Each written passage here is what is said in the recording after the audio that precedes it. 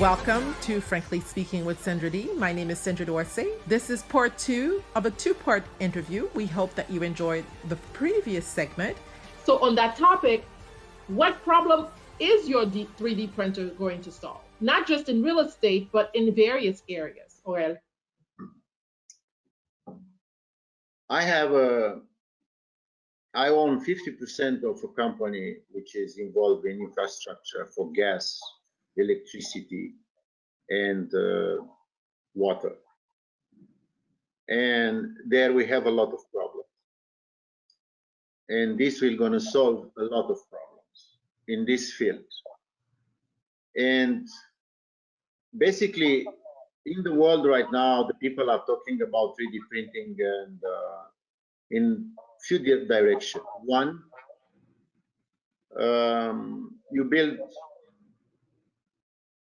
I'm not talking about hobby right now, okay? I'm talking about professional 3D printing.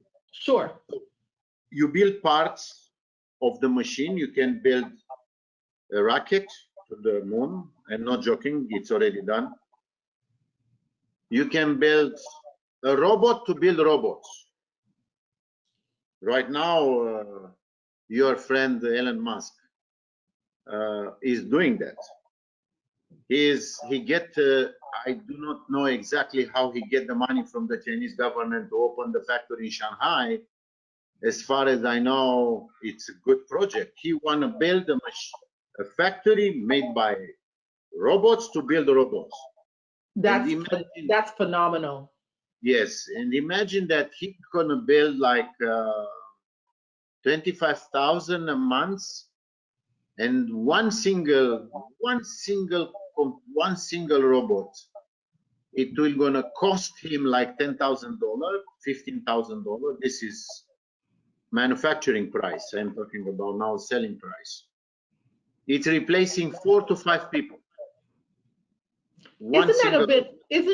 I mean, and you know, that's a theme in the conversation for artificial intelligence and robotics, replacing humans. So, you know, we go back to what my question was initially about what problem are you trying to solve when you're building this? But in Elon Musk, what is he trying to solve by trying to replace humans? The first is the cost. Building a house requires knowledge.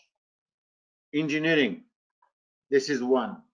And what we do is to reducing the cost of a house, to reducing the time building a house, to reducing the raw material. And actually a house made by 3D printer is reducing the CO2 in the world, because the biggest consumer in the world, or the biggest polluter in the world, is the cement industry, one of the biggest. So in this case, we reduce the consumption with 40% of the material existing necessary for building a house. And we replace human, yes. I do agree with replacing human, yes. Why I am not concerned about replacing human? Because right now I get people from Vietnam working for me, from China, from Bangladesh. Because in Europe, we don't have enough people to work for us. You know what? I can help you set up a factory in Haiti. We can get people working. You know, my focus is Haiti. So I'm global, but Haiti's ideal because we're right next to the US. So Haiti used to be a hub for factories in the early 70s before the coup against the Duvalier, but that's another conversation for another day. I'm just letting you know that's available. From my expertise and my experience, I know just few countries in the world we succeed in that, making a hub. One is China, second is Emirates, third is Germany, fourth is Spain, and of course the first one is Silicon Valley, which is a hub. With investors. Is it Bucharest a hub as well? It is, but it is the Bucharest hub. It's more for software, because we represent like 25% of the developers in the Microsoft. I just give you a number. Or from Mercedes software, we represent like 50% of the software engineers. So Romania, it's good in that. We produce, and I am very angry about that. We produce like 65,000 engineers and doctors a year, and in Romania, and all of them are working after they finish the university. They go UK, to United States, Canada, Italy, Germany. And this exactly. Is not, you know, it's very different than the Chinese. The Chinese, they go abroad to study, but they always go back home. So yes, because they get the money from the government. But in Romania, studying, it's free. What about Russia in all of this? Is Russia, you know, is Moscow becoming a hub as well? I don't know Russia. I know only one thing. In Romania, I think 75% of the people are speaking at least one European language. Okay? So Romanian language is a Latin language, which is close to Italian, French, Spanish, Portuguese, French language. So for them, if you go in Latin countries, language speakers, so Romanian need like 1 month to speak the language. So this is one reason. Second reason is that in the school university since, I don't know, 78 years ago, we never spoke Russian. I learned French language, English, Italian, German. So this is the language which the engineer is going to go from the university. So most of them, they know exactly where they are going from the beginning. And this is the reason. And second, and the last story, the last thing is that the Romanian university is very cheap, or it's free, meaning that you finish, you can become a doctor with $7,000, not a year, the whole school. My goodness. So imagine that I want to send my son to MIT. He refused that. It was going to cost me $65,000 a year. So your son refused your offer? And my daughter too. Because they wanted to stay home close to you. That says a lot about you. My son went to England. Oh, right. He went to Brighton, Bristol? Bristol, yes. He went to Bristol. My daughter had to go to UCLA, and she refused it. And she finished. Wanted to stay close to home. No. Because she was afraid for new. I don't know why. Well, I'll have to interview her to find out why. So I want to talk to you a bit about this crane, what you're calling the robo crane. So it seems that Elon Musk is making quite a bit of advances in robotics. Do you see anyone else who's penetrating that field or leading that field?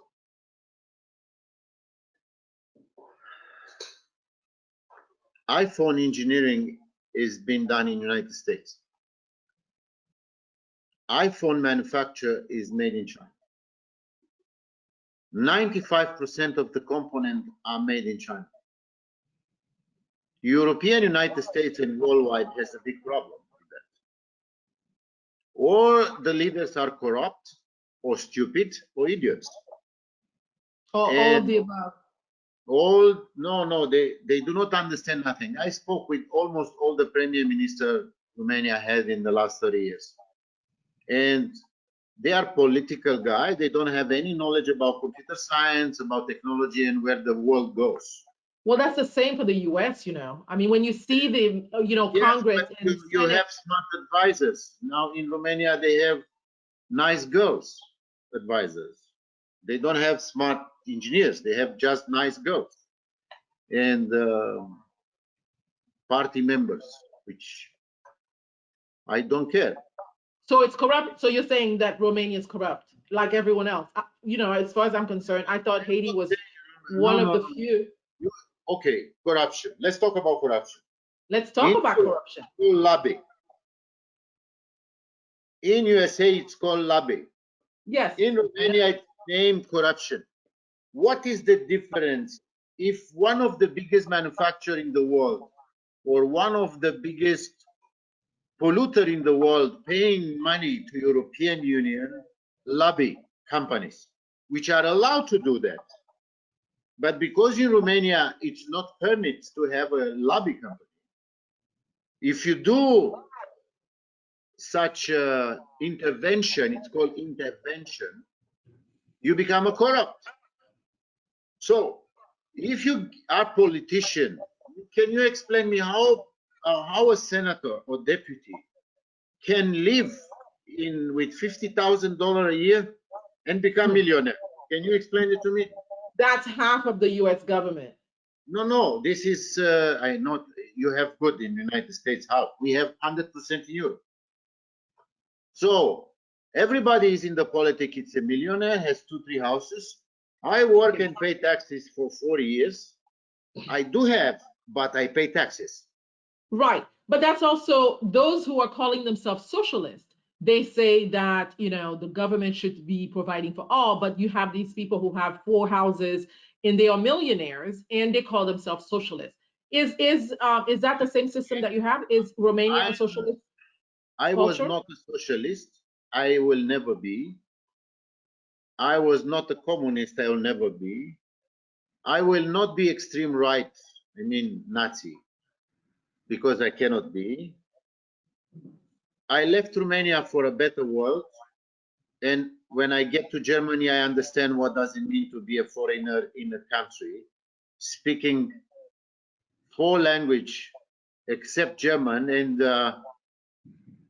they give it to me a paper, an A4 half paper from a desk, yellow, dirty, and they was typing with the print with the type machine, and they were saying in that put a picture of me, and then it was like this. That I am translating from German now. They're saying he is saying that his name is. He is saying that he was born at. He has any right to leave the city, go to school, vote, or get a job. So this was in 1983. So when I left Romania, I understand that there is a free world. And when I went there, I find out that I don't have any right to work. I don't have any right to leave the city because I don't know why. And I have to wait 1.5 years. It is a place called Nuremberg. It's a famous for. Yes. And the trial was there, and after 1 year, a judge has to give me the right to vote, to go to school, to work. And now we are learning that this is the free world. I learned in 1983 that I don't want to make politics. I don't want to go involved in the politics, but I was hit by the Nazi and by people who don't like my color. Maybe you say I'm white. I'm not white. I am like Italian, okay? Maybe You're olive? No, I am not yellow. I'm not olive. I am not. But in Germany, my children, you know, my children all has blue eyes, okay, and green eyes. So it's interesting to hear you talk about discrimination and, you know, you're in Europe. And so that's fascinating for me because a lot of people think that only blacks and Latinos get discriminated they against. want to know what does it mean discrimination. Let them come to Yes. Europe. Yeah, they should. No, it is the same discrimination that it was with the woman and the man. Me, I was the chief engineer or the chief developer for something, and I was leading the team, and I had 50% of the lowest salary in my team because I am Romanian. What? And in that time, I decided that will never work for nobody else. And when you ask me today for my, how you call it? Your biography. No, I have to write a book because my biography is too big. I never made a CV. I never wrote a biography. I never had an interview to get a job. Why? Because you don't need. Well, If you have the knowledge and to create and to make something from nothing, you don't need that. You have just I love Bill Gates, Steve Jobs, Bezos, and Elon Musk. All you of say them. you like them? Yes, I like them. You think it's okay for Bill Gates to vaccinate everyone? No. I'm not talking about. I'm talking his garage. Okay, thank you. Well, okay, I'll stay off that topic of COVID. But it's a fascinating it's a fascinating revelation about Bill Gates, though. If you want to compare an apple with banana, I give you one apple and I give you one banana. Steve Jobs didn't give $1 for nobody in his life, but Bill Gates spent like few billion trying to cure a disease. Now, related, you know that I'm involved in the biotechnology. I know you are involved in biotechnology, but I have to say I'm not a fan of Bill Gates. But carry on. I'll listen. I know about COVID, and I know about the technology, how to make a vaccine or how to identify if you have or not have COVID, because we have a genetic lab. I am partnered with somebody which is now just today coming back. We made a lab in Emirates because my government do not want to have a real-time PCR for $5. They want to buy it for $15. So he went to Emirates to make there the biggest lab in Middle East. So related with that, what I can tell you from our experience and from our DNA technology, because we have segments. We are sequencing the DNA of a virus, of a human, of a bird, of I don't know what you want, of a plant. This was not made by man, was made by nature. COVID is a natural process. It's a natural process, is an accident. It's an accident. Did it come from China? No, it is coming from China, but it's an accident happened in China. Okay. It was possible to happen in any lab in the world which has access to such technology. But what made it worse is the fact they tried to hide it. I believe that's what the catastrophe was. It is another story. I don't believe myself because I know from some facts that in Europe in February, it was identified in February 2019. Interesting. More than a year ago. In Italy. So we didn't know. I don't know where it is, I'm going to ask somebody which sending me the report. And they found in the sewage in Spain in June. So if you want to say in June of 2019. In 2019. You had in USA as well. But because I am old, and because I was involved in the technology of developing equipment for biotechnology, and because I had access to a lot of science and people with a lot of knowledge, I can tell you that SIDA or AIDS was found not when we had it for many, many years. Cancer, we didn't know that we are dying for cancer, but we had a cancer, a different form of cancer. We find out that hepatitis is not just A, B, and C. We found when we had the technology, we find out that we have many kind, in some particular cases, vicious. So it was happening. Okay, doesn't matter where. In my opinion, it was happening in China. Most probably, 60% yes, but I'm not sure. So why can't we find, you know, you're in biotechnology and, you know, the field of medicine. Why can't we find, you know, solutions to all of these natural processes? You know, we call them disease, but they're natural processes. This is the body's reaction to certain, Okay, you know. I will tell you something. We don't know how our brain is working today. And we are studying, and we have a lot of scanners and analyzers and testing and DNA, and we have over 20,000 discover enzymes in our body. And all these unfunctional one create a problem to your body. And we know just 5% of them what they are really doing. What we know also, we know that everything related with our metabolism, with our health, it's coming from our brain.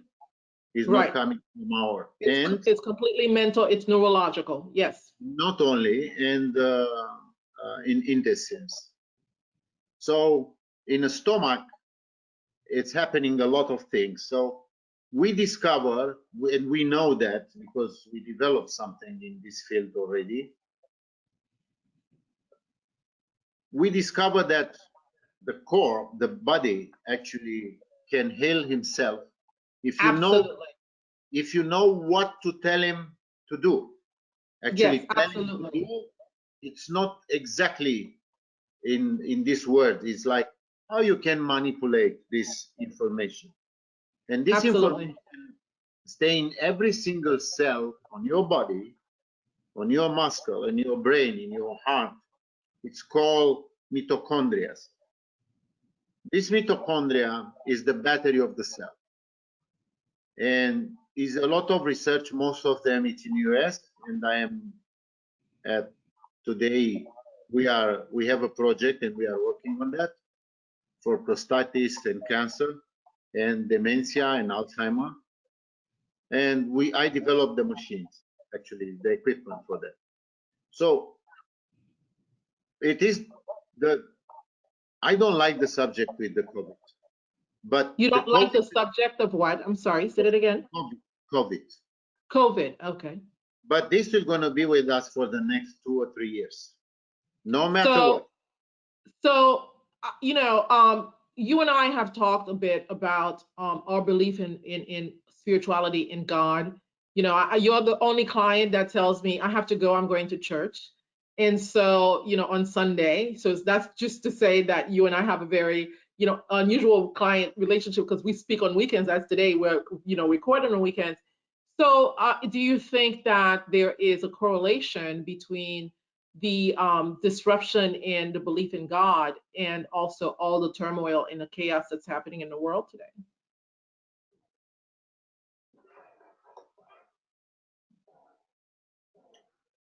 Yes and no. Yes, because you are responsible for your action. Yes.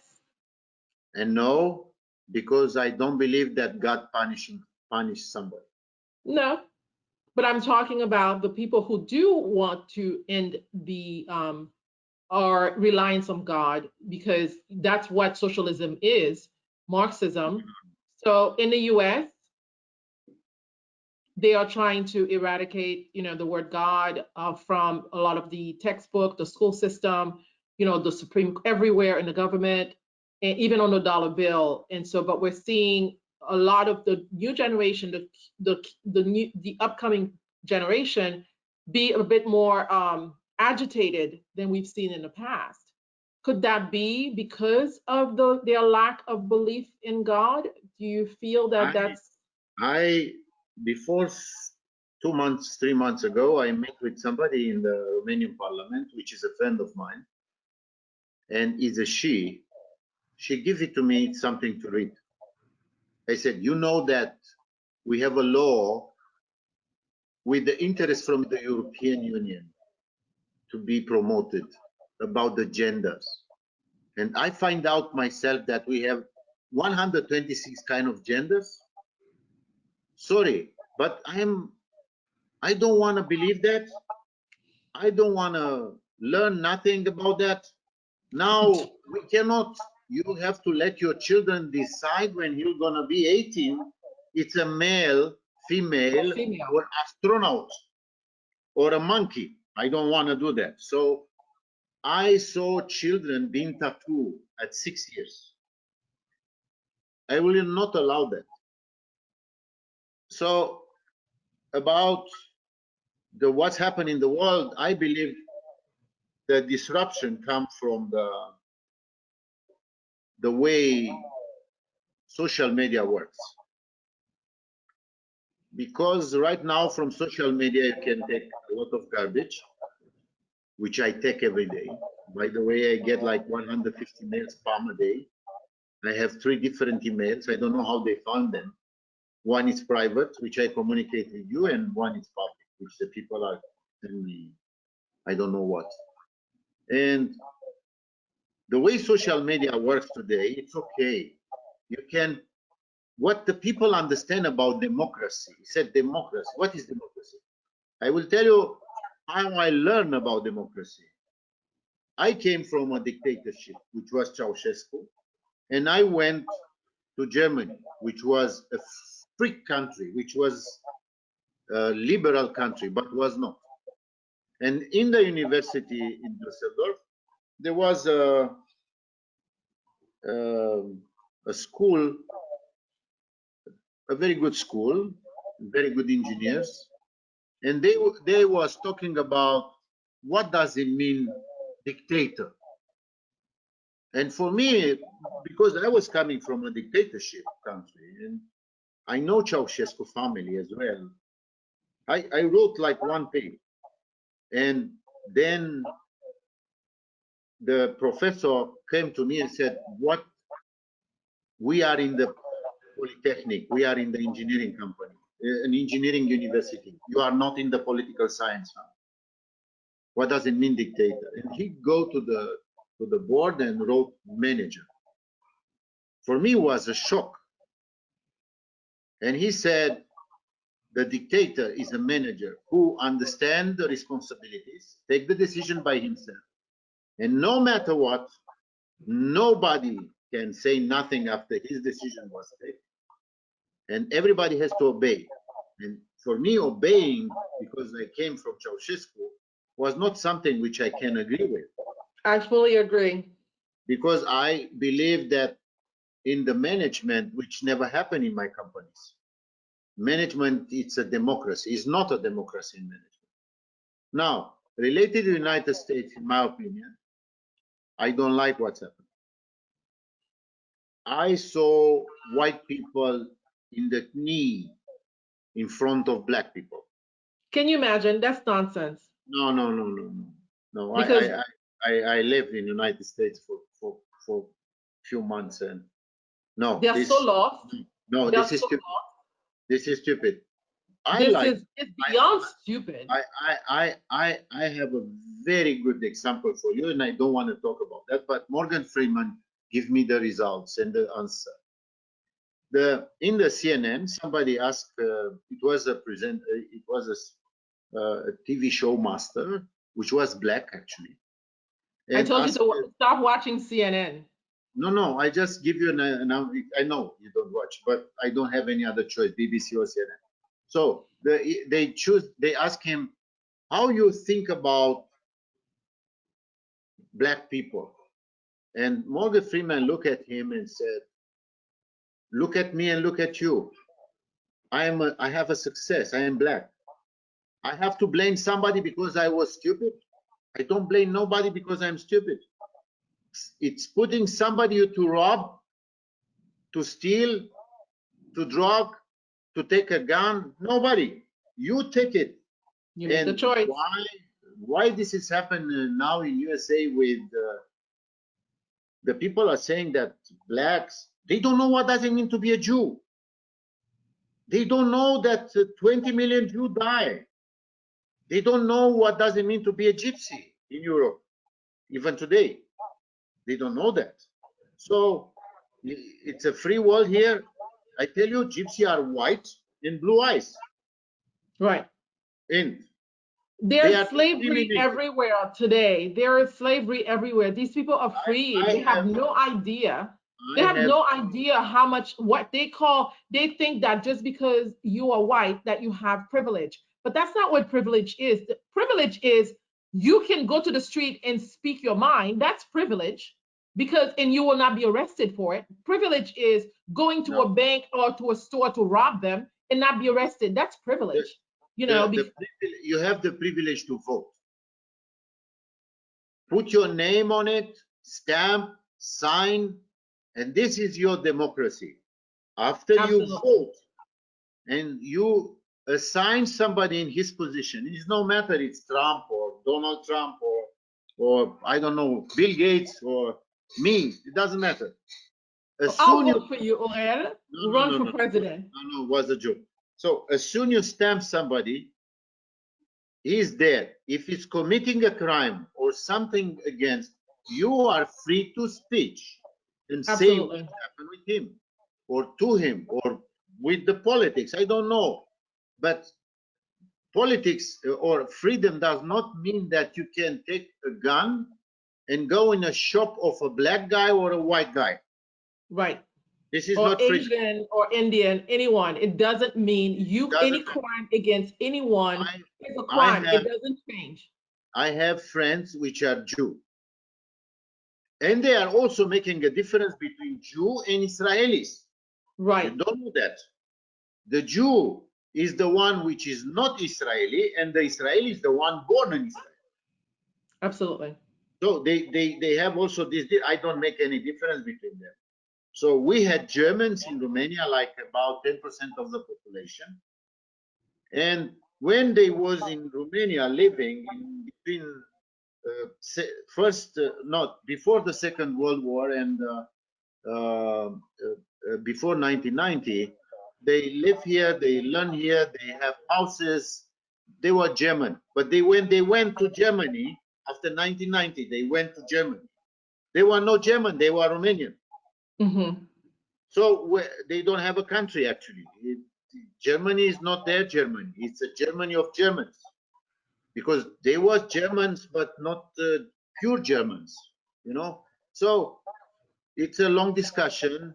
I want to remember It's you just that before 50 years, United States blacks has no right to vote. This was 50 years ago. right. Well, I feel very fortunate that I grew up in Haiti where we had Black leadership, Black everywhere. Yes, And so when people talk to me about this, and I have to be clear that, of course, I don't share the American history with Blacks, but I do feel that it is important that we get past these racial divides because it's regression. Because what we're seeing today, the fact that I can sit here and have this conversation with you is clearly the signs that we have made progress. But to hear some of these leaders that get on their knees and wear African clothes to, I say that have they to go. understand. I No, have to that's not go. progress. I have to go. Wait, I propose you to have another discussion. so The let's wrap up then. So we'll cut up the part where you say you have to go. And thank you so much for coming on the show today. We've talked about so much, and we will continue this conversation.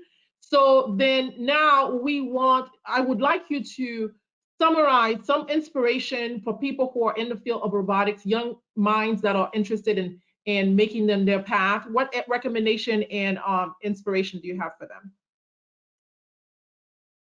It's my privilege to say that to you, and thank you very much. Okay, this is not for young people. This is for anybody who has an idea.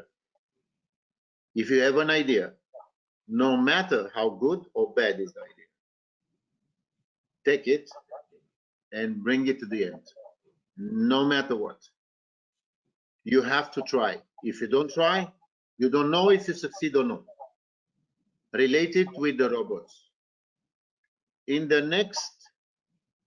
My assumption is that in the next 10 to 15 years, the robots will take the leads in manufacturing. More than 70% of the today existing jobs will be taken by the robots. So for the young people, you have to go to school and learn. For the engineers, start using computers and start using robots, because you lose your job.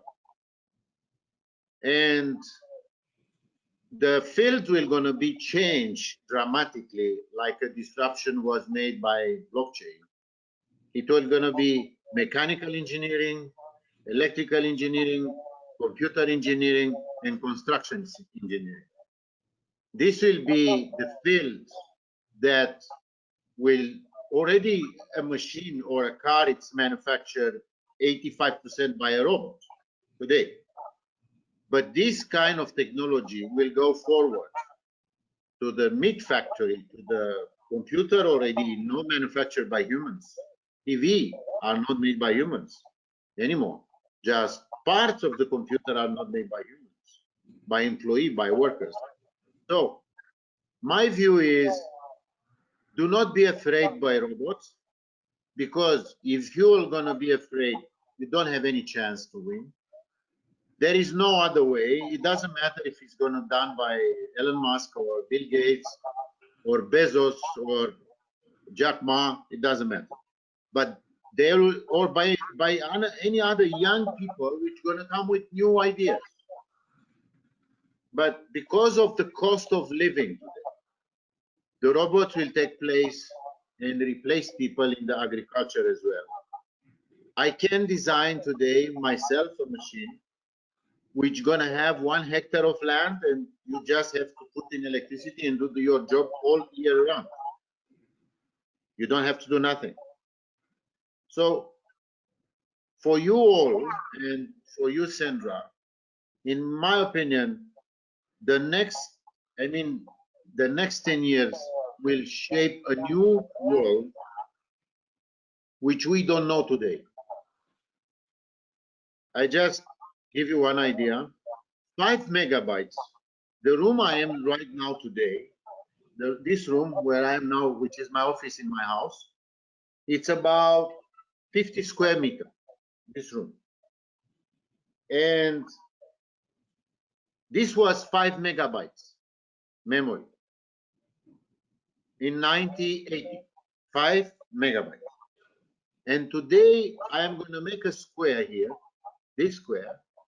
Today we have 5 terabytes in 1 square centimeter. So where the world is going to go? This will going to be one computer. It's not going to be just the memory. It will going to be the computer you have on your desk today. You just need a big display to see better. But the computer, it can be made today in such a small scale. And now one robot can have one single, like the coffee which you have in the morning, is made, that is a robot. It's a robot. You don't know, but it's a robot because it has one function, making coffee. But I have seen and worked with robots which are cooking in the restaurant in China. Complete food. Fascinating. This is not the last. You have to promise me to come back, because Thank you very much. It's hard for me to stop talking, but for you, I will stop. And I want to say thank you to you. And you didn't answer my question about God and your understanding of, what's happening in the world. So you'll have to come back to touch on that. If you promise to come back, I'll let you go. I want to say thank you to the audience, Mr. Aurel Ispas, a phenomenal engineer, inventor, and also investor. He invests in startups. And as you know, we will be launching a startup pitch event, which is scheduled to be launched on November 3rd. And hopefully you will get to see Mr. Ispas as one of our audience members to watch the pitch event. So I want to say thank you. If you like this video, like it and subscribe to the channel, and also put your comments for you. And Aurel, if somebody wants to reach you, how can they reach you? Very simple. Calling you. Put your comments in the below, so that you can let me know if you're interested in. my email address. It's okay.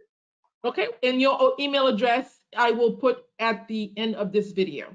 Thank you Yes. so much for coming and taking the time. I know it's late for you where you are. I appreciate it. And let's dedicate Now this. I go to my mother-in-law birthday now. So, Well, tell her thank I said happy birthday. And also we dedicate this segment to your father. We'll put his you name very in much. at the end of the video. God Thank you very bless everyone. As always, we were delighted that you were able to join us for another episode of Frankly Speaking with Sendra D and Mr. Aurel Ispas. Bye. Thank you. Bye-bye. Till the next time. Thanks for joining us for another episode of Frankly Speaking with Sendra D on Sendor TV. Please subscribe to the channel so that you can be notified when a new episode is uploaded. Also follow us on Instagram and on Facebook, and we definitely appreciate you being part of this community.